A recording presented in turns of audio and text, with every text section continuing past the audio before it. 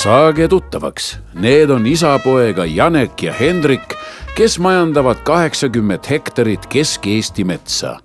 Neil on oma ettevõte ja käbikändu panustavad usinasti ka Vardi metsaühistu tegemistesse.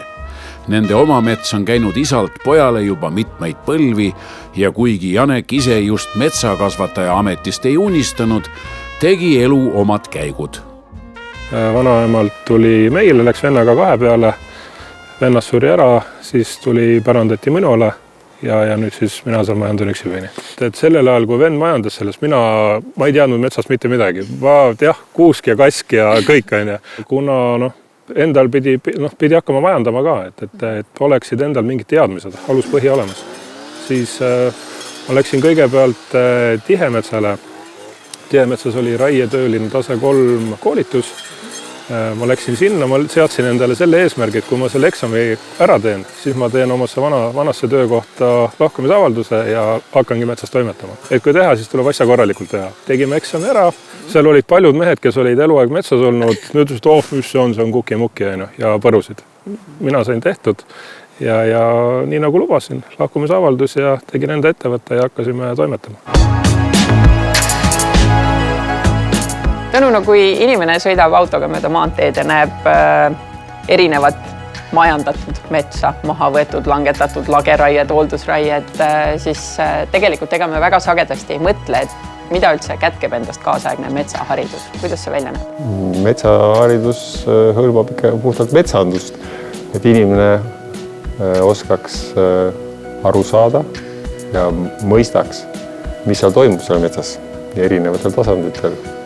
Nii majandamises kui ka metsamajanduses puiduga teoses, siis on seal loomad, seal on taimestik, muu taimestik, tukad, seened, muu elusväär. Jah, et seda teha nii, et kõik elu jääksid. Kas on kuidagi näha ka, et sellised erialad on populaarsemaks läinud siin mingi, ma ei tea, 10-15 aastase taguse ajaga võrreldes? Kindlasti.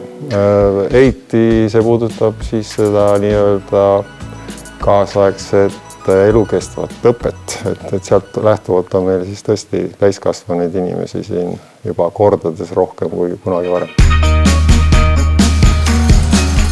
Enda koha pealt võtan metsakasvatust, et ikka sa ju lähed oma metsa, sa vaatad, näed, et selle puu jätan kasvama, aga siis vaatadki, et tegelikult on vale otsus tehtud, et võib-olla on puud liiga tihedalt jäetud, need jäävad üksteist segama, mis puuliiki üldse sobib, mis ei sobi. Need kõik oskused tulid või teadmised tulid. Luua metsanduskool on Eesti üks staažikamaid kutsehariduskoole. See on ka ainus Eesti kool, millel on oma mets ja kus saab üleüldse metsa kasvatamist õppida. No vaatan siin põnevas klassiruumis ringi, tegelikult istun laua peal, õpetaja lubab, aga näen ka väga kaasaegset tehnikat, hästi praktilisi asju, et kui praktilised need metsanduserialad üldse on? Väga praktilised, et kui me kutsehariduses üldse räägime, siis see kõige suurem vahe ongi kõrghariduse või siis üldharidusega see, et me oleme praktilised asutused, kus siis õpe siis vähemalt 7% ulatuses on praktiline, nii et ei saa üle ega ümber. Seda ei saa teha paberil ega virtuaalselt. Mis need erialad on, mida Luua metsanduskool üldse pakub? Kui rääkida metsanduse poole pealt, siis on siin metsakasvatajad, kes on siis 1-aastane koolitus, suuresti metsaomanikud ja siis on 2-aastane koolitus, on meil metsatehnik ja metsur tuleb uuesti tagasi. Kes see metsur on? Metsur on siis, metsatehnika ja metsuri põhivahe on see, et üks on rohkem tegija ja teine on siis tööde planeerija ja mingil märga metsahindaja juba. Aga siis on veel 5. taseme õppes on siis metsandusspetsialistid, on karboristid, puittainede hindajad ja siis on maastikuehitajad meil ja on ka looduslikud juhid ehk turism, loodusturism. Kas need erialad võiks öelda, et on populaarsemad nende inimeste seas, kes tegelikult juba töötavad kuskil metsandusalal või on rohkem neid, kes tulevad peale põhikooli lõppu või gümnaasiumi lõppu? Tänasel päeval on juba selline, et 1/3 kõige rohkem on siis põhikoolijärgseid ja siis natukene ka mõnes otsaga siis ka keskkoolijärgseid õpilasi. aga suurem osa siis on ikkagi täiskasvanud, kelle haridustase võib olla mitmekordne kõrgharidus või siis täiesti nii, nagu meil elus on läinud. Te käite samas koolis, samal ajal siis paaripäevase Sama eriala ka. Sama eriala ka, aga tegelikult ikkagi nagu pinginaabrid päris ei olnud. Päris pinginaabrid. Kuidas see siis nüüd nagu käib, et üks on siis Mina olin päevases õppes ja tema siis oli kaugõppes. Mina olin nagu pääspäeva täpselt luual koha peal ja siis isa käis 3-4 päeva. Ja üks naljakas lugu on isegi selle kohta Seal on mitu naljakat lugu. Käisime isaga ühte sama tööd parandamas. Niimoodi, et tema istus ees pingis, ma istun taga pingis ja veel jah, siuke metsakasvatustööd tegime. Vastusime koos järgi. Üks sama töö, mõlemad kukk. Kukkusime esimese korraga läbi ja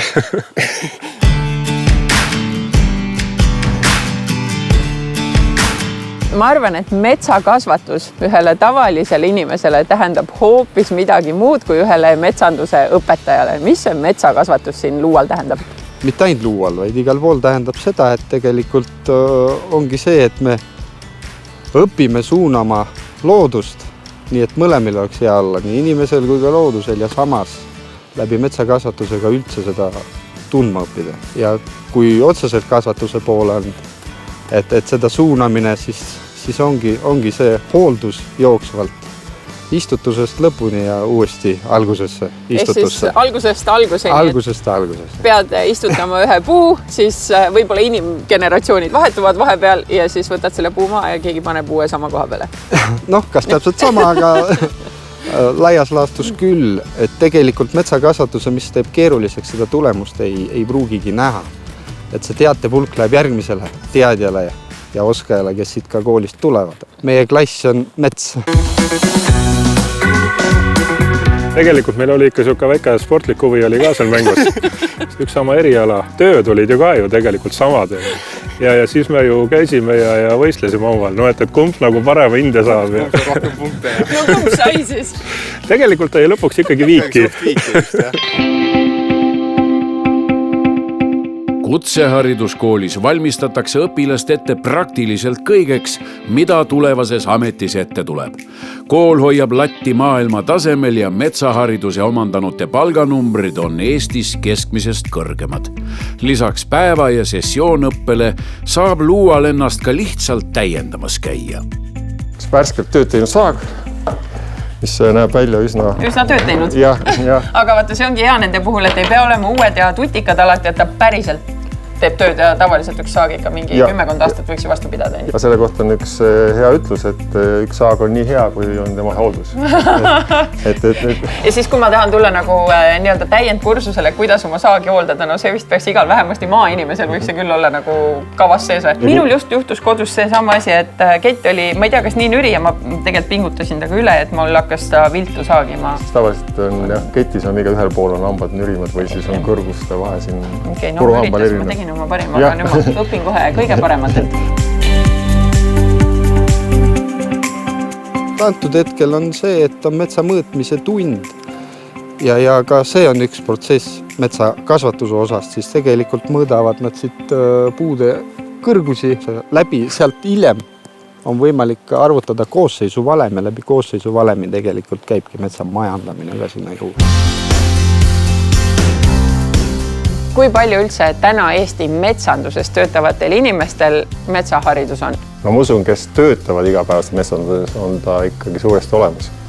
Ja need, kes iseenda tarvis teevad või siis käivad seda aeg-ajalt, siis seda pigem vist mitte. Et jah, see ringkond suureneb tasapisi ja eks teadmine ja arusaamine siis sellest keskkonnast annab paremini mõista siis erinevaid arvamusi, mida meil ühiskonnas on. Metsakasvatuse erialal aidatakse noore metsakombel sirguda teadlikel erametsaomanikel, metsahindajatel ning spetsialistidel. töökohtadena, siis antud hetkel on siis kõige rohkem ka vaja neid metsakasvatajaid tegelikult ka praktikuid. No inimene võib-olla, kes ei ole tulnud veel metsandust õppima, Luuale näiteks, et vaatab tee ääres neid lageraiaid, erinevaid asju ja mõtleb, et ühelgi metsamehel ei ole mitte mingit eetikat. Kuidas sellega tegelikult lood on? Nii ei ütleks, et meie kooli eesmärk on ju anda välja targad ja oskajad töötajad, siis tegelikult on sellega kaasneb ka vastutus. Ehk siis südametunnistus on teil ainekavas sees? Väga ja lootust on hingele ka hea, ega värske suus, mis siin halba.